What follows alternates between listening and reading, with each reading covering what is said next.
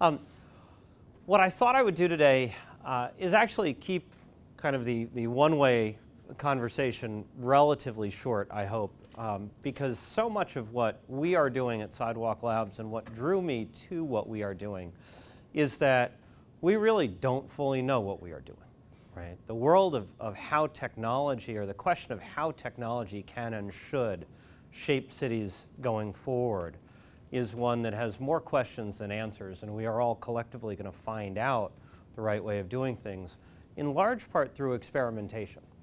There isn't necessarily an analytical way to do this perfectly.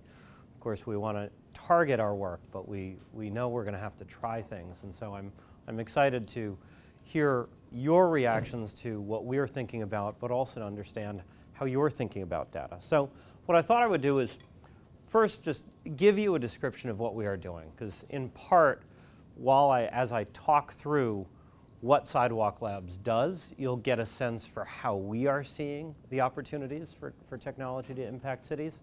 And then I'll also talk a little bit about some work that I and a couple of my colleagues did last year, thinking about the first principles of urbanism. Technologists love the practice of going back to first principles to understand a problem, because they believe it allows you to think at the root, it allows you to develop radical solutions that work. And so we took that idea to heart and started thinking about, well, what are the first principles of why cities work and why they don't work? What makes density attractive and what makes it unattractive? And so I'll talk about that. But then, of course, the bulk of the time I hope we can keep for Q&A. Sidewalk Labs is founded on the belief that we are at the dawn, very much just the dawn, of a fourth urban revolution. If you look back over the last 200 years, there have been three waves in which technology has radically transformed the world's cities. The first was the steam engine, and whether it was steam factories or steam railways or steam pumps shaping water systems, the steam engine fundamentally made the city of the mid-19th century. Then there was the electric grid and all of its applications, from lighting to elevators to streetcars to subway trains, all the things that frankly made the early 20th century city what it is, or what it was based on the application of electricity to urban problems.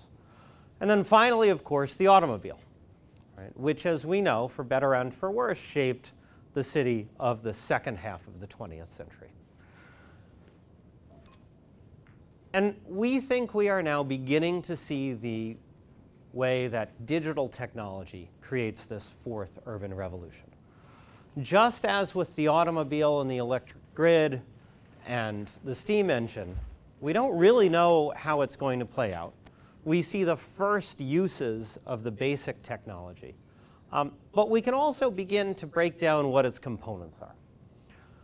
One of them is ubiquitous connectivity. If everyone can connect wirelessly to sources of information, that changes a great deal of what it means to live in, to manage, to operate a city. Social networks, where people aren't just mediated through communities and institutions, but they can cross boundaries with one-to-one and one-to-many, as well as many-to-many communications. Sensors, which can keep track, log, and analyze things that are going on, whether it's temperature changes or movement or what have you, at low cost and therefore across large areas with great accuracy. Inexpensive computing to make sense of all of this, and even then digital fabrication, which uses many of these tools, because as we know, cities are physical objects, right? You can't fully digitize transportation or sewers or what have you. There is a physical component, but increasingly we see how digital technology has the potential to reshape the economics and the design of the physical world. We know we're only at the beginning of this revolution because the city today has not substantially changed. We've got a set of these pictures. If you look at a home or a street in the 1890s, it looks radically different from a city street or an urban apartment in the 1940s.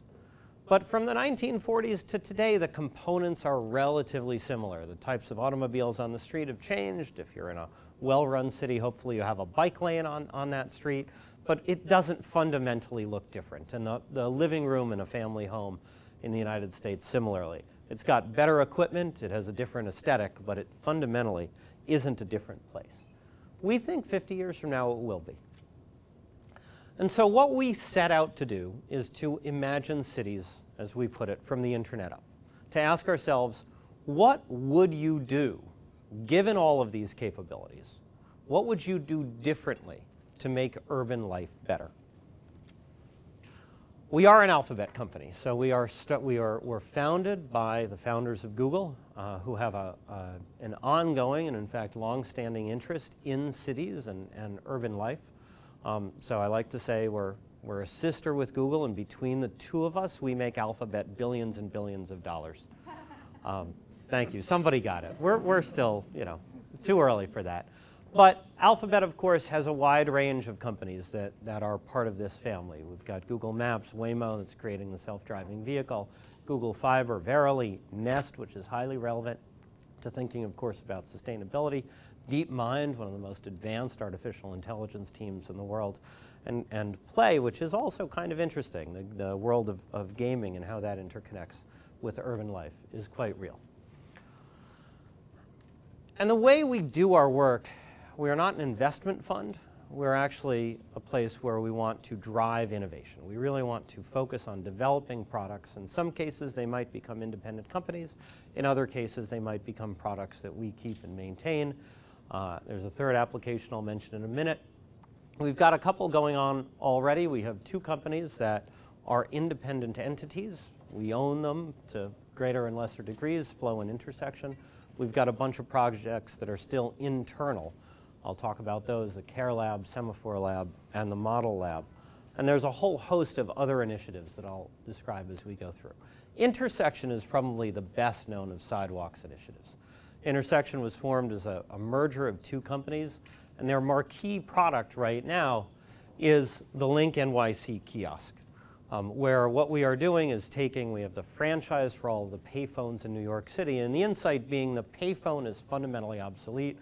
Ran some numbers, the average payphone in New York was used once a day over 2015. Right? Not a lot for taking up that much of some of the world's most used sidewalk space. Right? Well, what we've done is we are stringing fiber throughout the city and putting up these kiosks that use advertising revenues to pay for the whole setup, to pay for the upgrade, but provide a tablet where you can interact with city services and find information and, in fact, still make phone calls. So instead of taking away the ability to use the standard telephone, we're actually just adding on top of it, making it free instead of charging for it, because you can do that with internet technology, but most importantly, broadcasting free Wi-Fi across the city, to the point where we believe that storefronts, the average sidewalk bench is going to become a faster internet experience than basically anybody's home and, in fact, most people's offices. Link is now live also in London, and our aspiration is to see a number of cities around the world adopt it. We've got nearly 1,000 of them all over the city, and it's really important to note, especially given WRI's focus on equity, this is a citywide deployment. And in fact, one of the most fundamental benefits of the Link NYC deployment is driving Wi-Fi access to reduce the digital divide. Because we know, in fact, particularly in a place like New York, but it's true all over the world, the device is not the gate. Right? It does not cost a lot of money. It costs no more really than a pair of sneakers to have some sort of smartphone. What is a gating factor is the fact that it costs that much and more per month to have Wi-Fi at home. So if you can have free Wi-Fi on your block, that makes a very big difference in giving people access to the internet and all that it offers. As well, of course, as making money for the city. The idea of having Wi-Fi stations all over the city also allows you to think about how you monitor what's going on. Right? Now, and in fact, very little of this has yet been implemented. We actually are still very much in the deployment phase of Link NYC. But the aspiration is to think about how Link and similar technologies can become that sensing platform that keeps track, that understands the life of the city in a data-rich way. You can imagine how you count the number of people who go by. One of the challenges in most cities is we fundamentally have no information on how crowded the sidewalks are. We have far better data on how crowded the streets are. And if you've worked in a decision-making environment, you know you'll solve the problem where you have the data about how bad it is. And the area where you can say all day long, oh, the sidewalk at Park Avenue is crowded at lunchtime, that will never get fixed if you can't prove it. So you have the potential here to think about how you would gather that data on people, on traffic. Of course, one of the things we did at Plan YC was put in an air quality monitoring network. This allows you the possibility of doing it in a much more pervasive way. And also thinking about other monitoring challenges like sound. You could imagine even tracking birds and wildlife. You can interact with it. You've got the potential for it to be a point of sale. New York City, as so many other cities have done, are going to paying for parking and other things remotely. You could use this way. And then what's really interesting, and we've not even touched this or scratched the surface of this yet, is thinking about what it means to have signage in public that is precisely locally oriented and can adjust to the users around it. Right? And this is one of the really interesting things for me, because cities are fundamentally about place. You can't have a city in the Ethernet. It has to be rooted in a specific location. And your relationship to that location defines your experience of place. And so if something can help you understand what's relevant to you right where you are, that's really valuable. And instead of focusing you on your phone or keeping you out of place, right, by keeping you purely in the digital, that actually looking up at a kiosk brings you out of your phone. It brings you into the place you're in, but it gives you that digital information. And I think one of the challenges, broadly speaking, and again, I think this is just the beginning of how we collectively as humanity wrestle with both the challenge and the opportunity that the digital world has the potential, on the one hand, to eliminate place as a relevant thing. People have been saying that since the dawn of the internet. It still hasn't happened because people like place. So how can you go from having it be a parallel experience to being a highly rooted in place experience? And we have the potential here to begin to experiment with that. Everything in technology has layers. We have layers. There's an organizational layer, there's a platform layer, there's the content layer, but the layer that really matters, what I've just been talking about, is actually the kind of experiences. And those are rooted in place. We think about the experience on the sidewalk differently from the experience when you're in a transit system, the experience when you're in a campus or a real estate development environment. Our other company is called Flow. It focuses on mobility information. A lot of companies focus on mobility information. You've got Waze, you've got maps of many different companies. You've got companies that are providing services. We've seen two major gaps in that world that we are working to identify. One is that there isn't a standard intermediary. Lots of people need all the same information. And we believe, anyway, that the world works better when you have intermediaries that are providing standard information that others can use, as opposed to having companies that are selling things, providing you information. And the reason for that is if one company has a monopoly on, say, where shared ride vehicles are, and you can only get information about their shared ride vehicles in one place, that leads to perhaps an inefficient market. But if there's a standard way that everybody can find out where all the vehicles are, that leads to a more efficient and a more fluid market. That's one observation. The other is that the most critical place in a city, certainly for its mobility system, is not on the road, it's not in the subway tunnel, it's not even on the sidewalk. It's at the curb. It's at the interface where the moving environment connects to the stationary environment. And what we've observed is that that is the final frontier of digital mapping. That whether it's in Google Maps or Apple Maps or any of the other pieces of information or places where you can get information, you can find out what direction the street runs. You can find out whether the traffic is bad or not. You can jump inside the block and find out, is this a restaurant or an office building or a barber shop? Is it open today? Even relatively speaking, is it crowded or not right now? You cannot find out. Can I park in front of there? Can I drop somebody off there? Can I wait for the person I'm picking up there? Right? Can I leave my truck there for 10 minutes to make a delivery? Right? And we don't have to look very far throughout any of our cities to know that it's at the curb that you have the worst possible congestion. And so one of the things we've realized is that the biggest thing that we need to gather information on around the world is how curbs are used. Because if we can make that interface more efficient, we actually can transform urban mobility.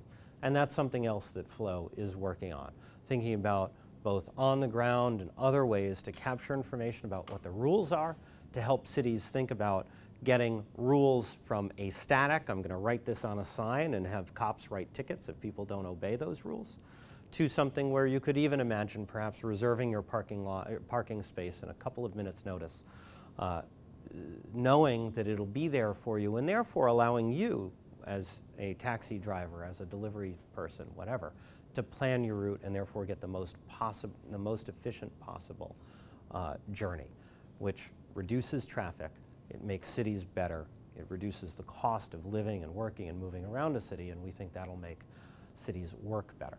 So those are two missions that Flow has. We have a wide variety of other products that we are working on, other projects, products. We're not sure how these all evolve. One is care. We're very concerned about how healthcare is provided, particularly to the chronically ill populations that you often have in the most disadvantaged neighborhoods in cities. And the shortcoming here is often not the quality of the care they receive in terms of whether the doctors are smart or the nurses are available or anything, but it is the chopping up of access to care. Because we know, particularly with people who struggle with chronic diseases, that managing their care requires a broad perspective, not just on whether they're in the doctor's office or whether their diagnosis is right. It's about whether they're keeping up with their medicines, whether they are eating well, whether their housing conditions are good, so on and so forth. And so what we've begun to imagine is how can you use technology and a broader way to think about social service provision to create much better outcomes for individuals, presumably at a lower cost, which is how you could think about funding it. And so we're thinking about a project or an entity called Sidewalk Health. It would think about having a community health center that would not just be about health, but in fact about social services and all sorts of things. And you would use digital technology to link every patient with a broad set of care providers and advisors and others to get the efficiency that you need to provide a much higher quality of service. Another one we're working on is called the Model Lab. This is one of our few teams not based in New York. It's focused on using state-of-the-art sources of data and advanced computing capability and machine learning to revolutionize the way we do transportation and land use planning. Most of our transportation analysis that's done at the city or the Metropolitan Planning Organization or what have you level is done based on a really small data set that involves asking a couple of thousand people once a decade to remember at the end of any given day where they went, how they got there, and how long it took. It's notoriously unreliable and it's extraordinarily expensive, which is why if you go to whether it's Washington or New York or Denver or where have you, and ask the local MPO about their model, it is a multi-million-dollar investment to upgrade a transportation model. And it takes a very long time to run even one scenario. We don't think that has to be. Because today, of course, whether it's cell phones or credit card transactions or all sorts of other things, we are throwing off all sorts of information about where people are, where they are going. And with big data, you can infer all sorts of things simply from the location. Right? You can look at one cell phone and determine that, well, if most nights between midnight and 5 a.m. that cell phone is in this one place, that's probably home, or whatever home is. Right? Some phone that's in the same place zoned for offices during working hours. Most days, not every day, of course, but on average, you can infer that that's work. We know where a store is. We know where a park is. We can connect the dots in terms of journey purpose. And we can update this information not just every decade, not just every year, not just every month, but you could even imagine at some point updating this information every day. So you're actually understanding real patterns using real data. And the trick, of course, is you're never going to get 100% of the data, and even if you did, you'd have massive privacy issues if you used real data. And so what we do with machine learning, what we are working towards, is the idea of creating a synthetic population, where you take all of the preferences, all of the trips, all of the origins and destinations, all of the characteristics, and you create a simulation of the same city, but no individual in that city actually represents a real person. It represents a composite. And then you can play with it.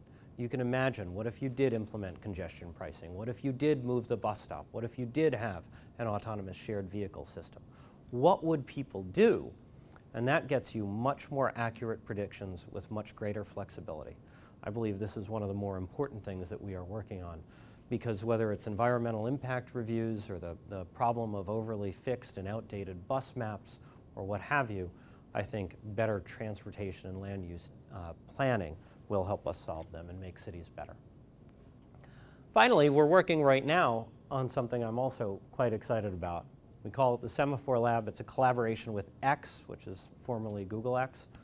And its ambition is to use computer vision to get a real-time understanding of what's going on the streets, sidewalks, and public spaces of the city. The idea here is we've got traffic cameras. We've got reasonably sophisticated traffic signals in some places. They cost a lot of money. They only care about vehicles.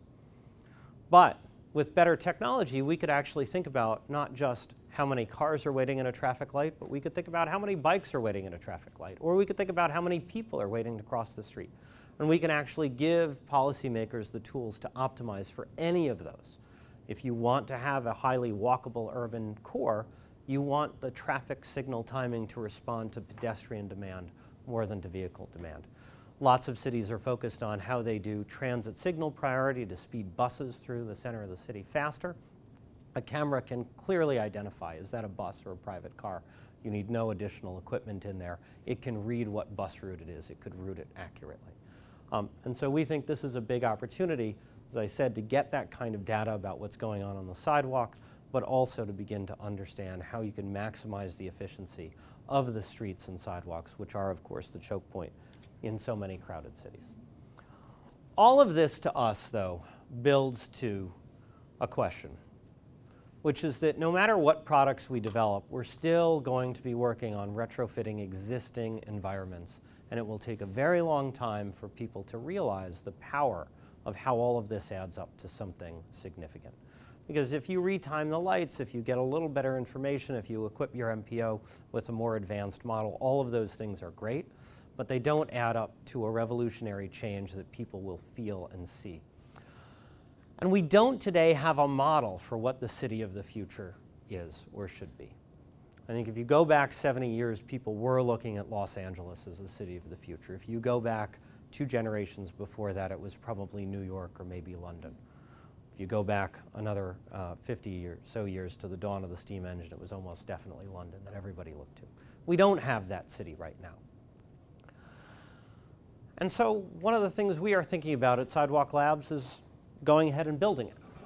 And so we've developed a model for what a neighborhood might look like in the future, including what you would have if you did all of these things, if you had that ubiquitous connectivity, if you had that approach to thinking holistically about allocating street space, if you had a more enlightened and lower cost and better provision of care across the city, and a handful of other things. We've spent 2 years thinking about this. And in part, we've done so very carefully because we know that there are attempts after attempts. Every decade seems to have the city of the future, and it always, always, always fails. And it fails because it's the city of the future as of the year in which they were trying to figure out what the city of the future was. Right? And as time goes on, it ceases to be the city of the future, but it takes so long to build a place that the future moves faster than the city does. It's actually, in some ways, the story of all cities.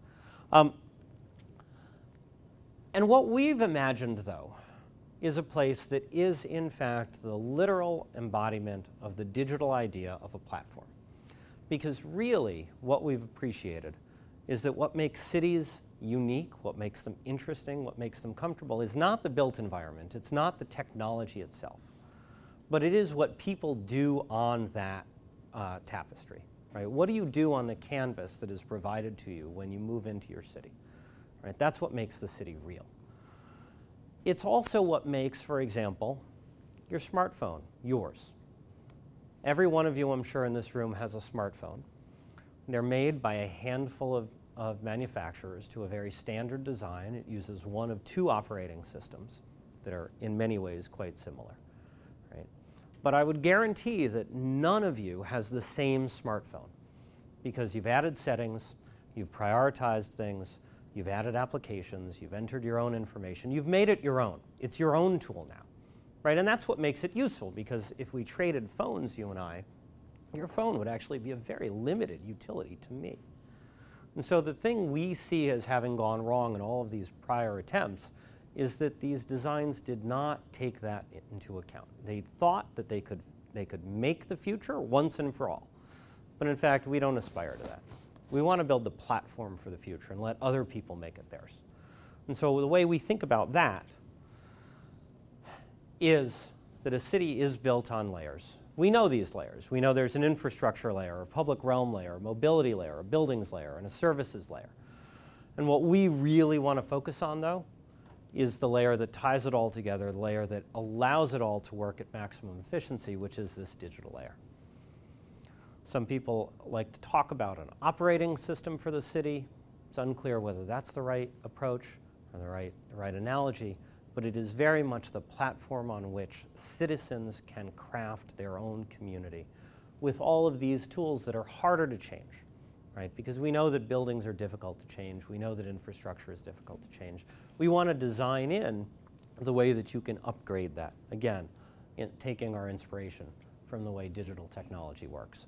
And so we think about this with these layers. What would you do if you actually did design a city from the internet up? You would think about a new standard of sustainable infrastructure. You might think about how you could have not only the utility channels that we've seen in a handful of cities, but you might use them not just for the utilities you have today, but also to plan ahead for whether it's the central delivery of 3D printing materials, or the robot system that will take your garbage away, or maybe it is that everybody needs that third pipe to bring cold brew directly into your home and office from a central plant.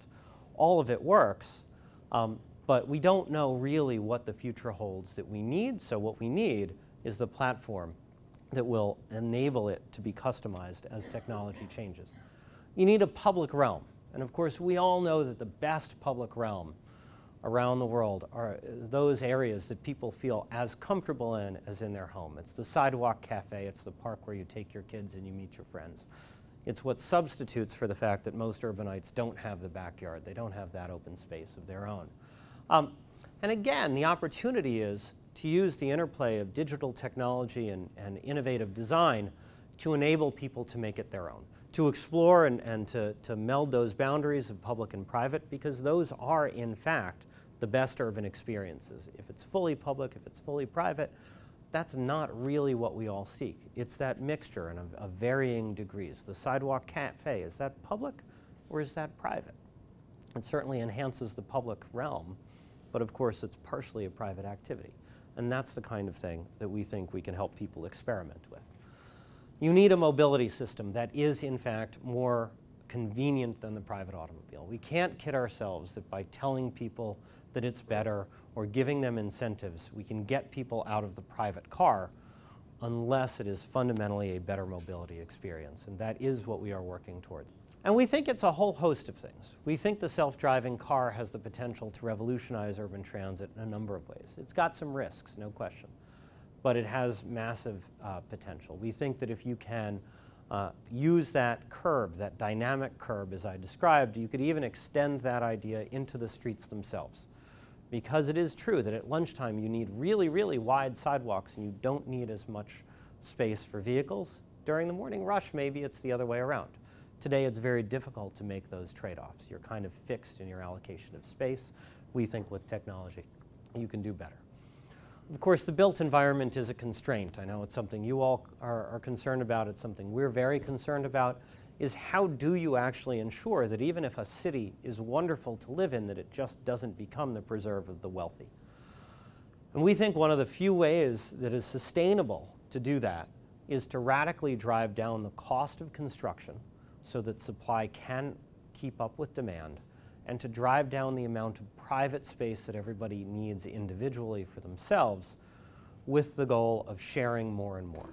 And again, we think there are ways that you can use technology, whether it's those social networks, whether it's the reservation system, whatever it is, to ensure that shared space can be customizable and feel as private as you want it to be, but in fact get all the efficiencies of public space. And then, of course, finally, you need this all to be a community. We know people are using digital technology to create those virtual communities. And as I mentioned earlier, where it falls short, where we see huge opportunity, is to route the digital to the specific place. Because at the end of the day, knowing people around the world or just finding people who share my interests across the planet is one thing. It doesn't necessarily make the city better. What's really good is when I have more of the wonderful experiences that happen when I'm in a city, where I know people, where I've been comfortable, where I've developed relationships. But can I enhance that? Can I find the people nearby with whom I have something in common? And can I take into account their location and the other things that they are doing as I interact with them? And similarly, can we find ways to use technology to make a more responsive local government? Because it is one of the differences about local government that, of course, was very meaningful to me when I was in City Hall, which is you can have national political conversations at a very abstract level that lend themselves often to ideology. But when it comes down to a neighborhood, a block, thinking about what it needs, whether it's a particular service or a particular piece of infrastructure or a particular investment, you actually can make a much more concrete concrete decision at the grassroots, because people know generally what they need and when they want. And of course, as I mentioned, all of this is enabled by a digital layer. We do this against the backdrop of an overall mission of making cities better. And it is one of the fundamental questions that I come into this with and many are asking, which is ultimately, does all of this actually make cities better? Or does it in fact have the opposite effect? Both are possible.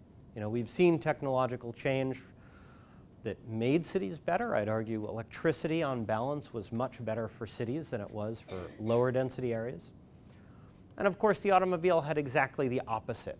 There were a lot of great things that happened to high density urban environments from the automobile, but there is no question that even more good things happened to lower density environments. And that is very much the story of suburbanization and white flight, certainly in the United States and elsewhere in the world in the second half of the 20th century. So we went back to ask ourselves, as we do all of this imagining of the future, what is it that's important? What is the essence of the city? And it is fundamentally about density, right? It's kind of obvious. We know that. Okay, what is a city? If you take everything else away, a city is where lots of people live and work in close proximity, and a suburb or a rural area is where people live and work not in close proximity. So when we ask ourselves what makes cities good or bad, what we're really asking ourselves is what makes density attractive or unattractive. And we came up with 6 attributes. The first 3 are inherent benefits of density. The second 3 are inherent inefficiencies or problems of density. And the way I imagine it is that the efficiencies balance the frictions. When the efficiencies are either more valuable or they are accentuated, cities get more attractive. When the frictions are more important or get exacerbated, then lower density living becomes more attractive. So there's this constant balance.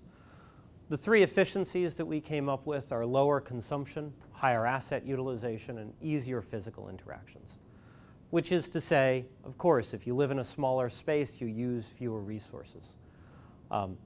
If you live in a place where you're sharing things, whether it's a subway car or a park, you have much greater asset utilization. That's why you can afford to build high levels of infrastructure in a densely populated environment, and that becomes very expensive and impossible to do in a low-density environment. And you have easier physical interactions, almost by definition. If everything is closer together, it's easier for me to bump into you. Unfortunately, it's also easier for my car to bump into yours, right? One is good, one is bad. The frictions, of course, we have greater reliance on central systems. Fundamentally, sharing involves being willing to cede a certain amount of control. And one of the ways that we've always done that in urban environments is to have a central system that we all rely on. We're reliant on these things, right? In a rural environment where everybody goes ahead and has their own means of transportation, they don't actually worry about whether a central transit system does well or does poorly. In a city where we're encouraging people not to own their own vehicle, of course, everything depends on how well that transit system is run. But a lot of it's also about how people interact. And so one of the issues is that we have a greater need for courtesy in a city. It actually doesn't matter if I live a quarter mile away from my nearest neighbor. It doesn't matter whether I like them or not. It doesn't matter whether they have different habits than I do. It doesn't matter if I like to have loud parties and they're trying to write the great American novel in silence. That's fine, because space provides the buffer. We don't have those buffers in an urban environment. In density, it means we're up next to each other. It means we're sharing the same place to take our children to go recreate, to enjoy the outdoors. It means that even our very structures are crowded and depend on people coordinating their uses. And so what that means is that we have to be more willing to think about each other and more willing to trust that I understand what someone else is going to do. That's an inherent friction in an urban environment. And you need more coordination. Anytime anybody's been to a community board hearing or any way that you have to make decisions in a group, it's fundamentally because it's accentuated in a city, fundamentally because one action affects many more people than it would in a lower density environment. So fundamentally, you require more coordination, and more coordination takes time. It's a friction. It's not bad. If it's done well, it leads to better decisions, right? But it is a cost of density. So what we came to the conclusion of, and we don't have necessarily the answers, but this informs the way we think about it, is that the technologies that will help spread these efficiencies are actually going to make cities less attractive relatively. So I'll give you an example with higher asset utilization. If you go back 10 years, there was really one city in the United States that had a really, really good shared ride vehicle system, and that was New York, and really only Manhattan, where yellow taxis were routinely available. You could always count on one virtually 24/7, and it would take you anywhere you wanted to go at a reasonable price. Right? There was really no other city that came close in terms of that ready availability. What Uber and Lyft and others have done is broadened that access.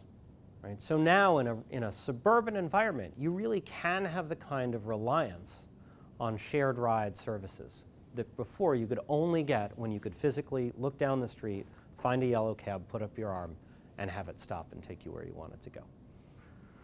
Now that's great. So as somebody who uses shared rides and wants to see us get away from private vehicle ownership, we have to celebrate that change. But we also have to recognize that that was one of the advantages of living in density. And if you take that to its logical conclusion, that ceases to be an advantage of density. Similarly, if you think about how we might have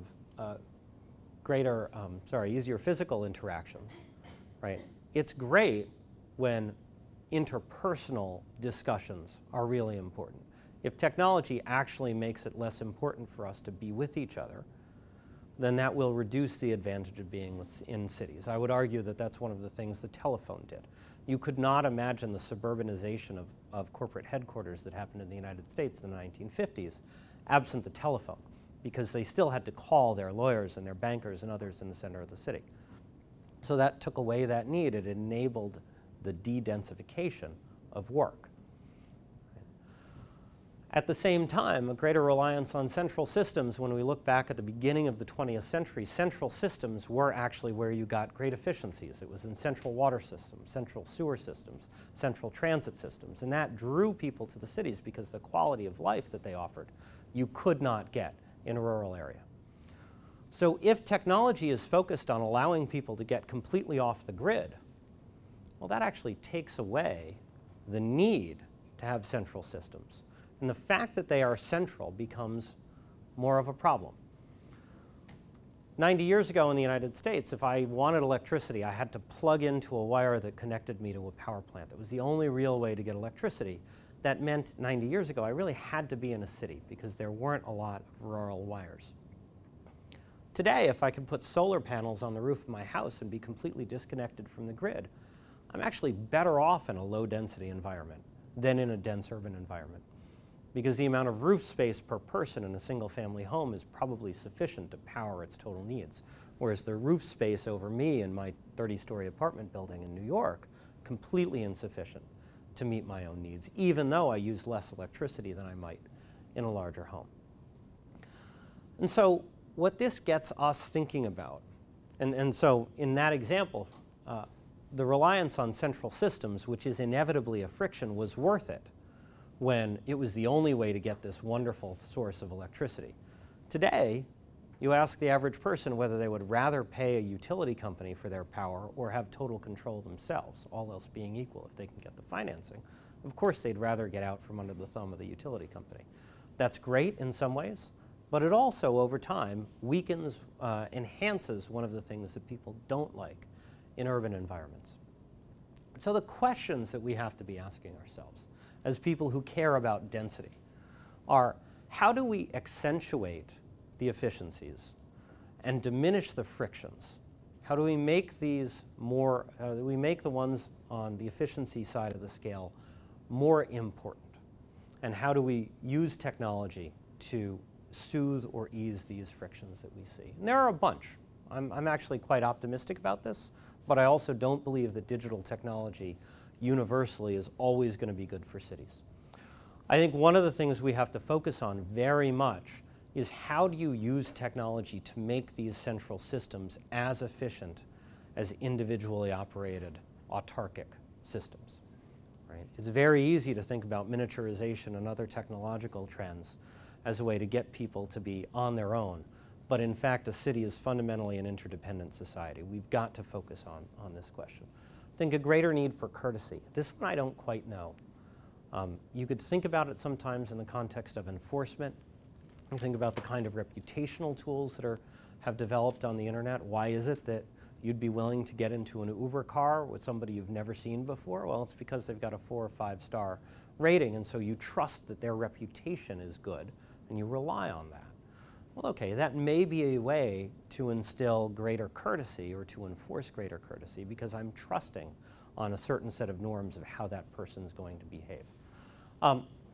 More coordination. This in part informs some of what I was describing in the model lab, but I would argue that the more information we have, the more channels for discourse and conversation we can offer to citizens when they make decisions may make that level of coordination still attainable, but make it easier to provide. But I think the jury is still out.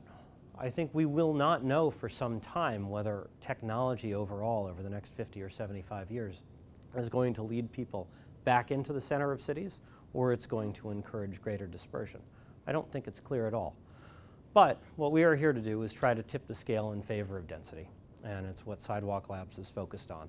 I think we're working on some interesting things. Look forward to talking with you about them. Thank you.